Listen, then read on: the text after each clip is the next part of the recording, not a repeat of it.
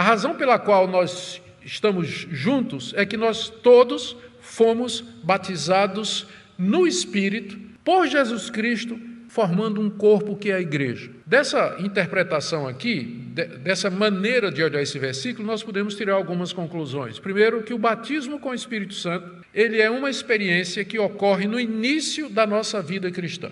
Que o batismo com o Espírito Santo nos coloca no corpo de Cristo. Portanto, o batismo com o Espírito Santo coincide com a conversão, com a regeneração, com o novo nascimento, com a justificação. É aquele momento em que Cristo nos coloca no seu corpo.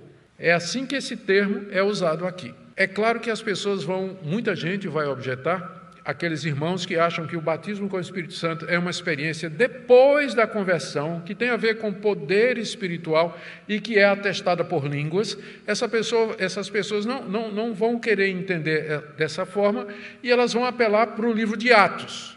No livro de Atos, eles vão dizer, olha, você tinha os discípulos no dia de Pentecostes. Eles já eram crentes e foram batizados com o Espírito Santo no dia de Pentecostes. Ou então na casa de Cornélio. Aí vai ser difícil porque na casa de Cornélio acontece ao mesmo tempo a conversão dos gentios e o batismo com o Espírito Santo deles, atestado pelas línguas. Com os samaritanos, eles dizem, há um espaço, porque Filipe primeiro prega em Samaria, as pessoas se convertem, as pessoas são batizadas com água ou em água, e depois é que os apóstolos vêm e põem as mãos e o Espírito Santo desce sobre eles. Ou seja, há um espaço entre a conversão e o batismo com o Espírito Santo em pelo menos 2 grupos no livro de Atos. Eles citam ainda Atos 19, a experiência dos discípulos de João Batista, que Paulo encontra em Éfeso, que não sabiam nem que tinha Espírito Santo. Paulo impõe as mãos, eles são batizados com o Espírito Santo, falam em línguas e profetizam. Então, vão apelar para o livro de Atos para dizer que esse não é o padrão. Ora, o livro de Atos, queridos, ele narra um período de transição na vida da igreja. A gente tem que lembrar de interpretar as passagens bíblicas à luz do lugar delas no desenvolvimento da história da redenção. No livro de Atos se registra a passagem da antiga aliança para a nova aliança, do Antigo Testamento para o Novo Testamento. E Deus levantou os apóstolos para serem aqueles que fariam essa alteração. Era necessário mostrar que Deus estava salvando não somente judeus, mas os gentios. Por isso essa experiência com os samaritanos, que foi igual à de Pentecostes. Por isso a experiência com Cornélio, que foi igual à de Pentecostes. E por isso a experiência com os discípulos de João Batista em Éfeso, Atos 19, igual à de Pentecostes. Para dizer que Deus estava trazendo para dentro da sua igreja outros grupos que não são os judeus. Uma vez completado isso, você não vê mais esse tipo de experiência, batismo com o Espírito Santo, depois da conversão. Leia as cartas. Leia as cartas de Paulo, leia as cartas de Tiago, leia as cartas de João, leia a carta aos Hebreus. Você não vai achar uma única orientação, exortação ou ordem para que os crentes busquem o batismo com o Espírito Santo. Não é curioso isso? Se o batismo com o Espírito Santo é alguma coisa que nós devemos buscar depois da conversão, por que não tem uma única passagem no Novo Testamento escrita a não ser, já expliquei, a dos evangelhos, que tinha a ver com a vinda de Jesus, e no livro de Atos, por que os apóstolos que escreveram para igrejas já estabelecidas, depois do dia de Pentecostes e dessas experiências, não tem uma única passagem dizendo assim, busquem o batismo com o Espírito Santo? Peçam o batismo com o Espírito Santo. Não tem uma única. A única passagem que tem é essa aqui que nós acabamos de ler. E ela diz que nós já fomos batizados. Já fomos batizados. Não é isso? Está aí, ó.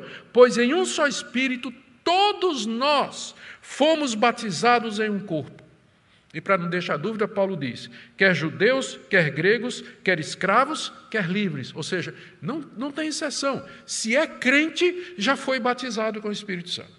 Agora, o grande problema aqui, que precisa ser esclarecido, é que muitos que acreditam nisso, e acreditam corretamente, que o batismo com o Espírito Santo, depois das experiências do livro de Atos, acontecem normalmente na conversão, eles acham que na conversão nós recebemos tudo que era para receber.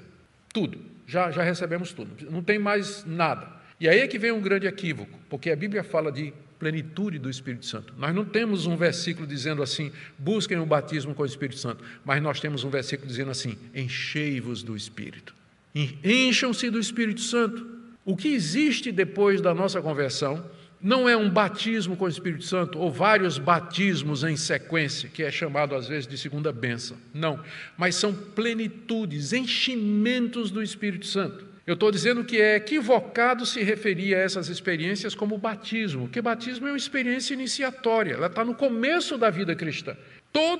Todo crente já foi batizado com o Espírito Santo, mas ele precisa se encher do Espírito Santo, e essa experiência pode acontecer muitas vezes na vida dele, não só uma vez, mas 2, 3, 4, constantemente ser cheio do Espírito Santo. E essa é uma experiência que pode mexer com o nosso coração, é alguma coisa que nós podemos experimentar, é alguma coisa que pode extravasar no nosso coração, mas não é batismo com o Espírito Santo, porque batismo com o Espírito Santo é na conversão. É na conversão. E é isso que nos faz unidos. O que é que nos une?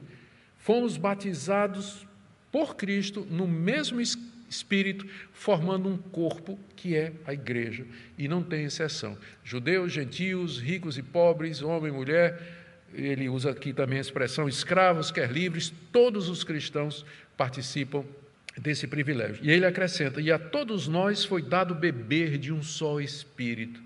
Nós experimentamos das bênçãos espirituais que nos são dadas pela terceira pessoa da Trindade. Nós bebemos do mesmo Espírito. Qualquer que seja a sua experiência espiritual, você está bebendo do mesmo Espírito que eu bebo também.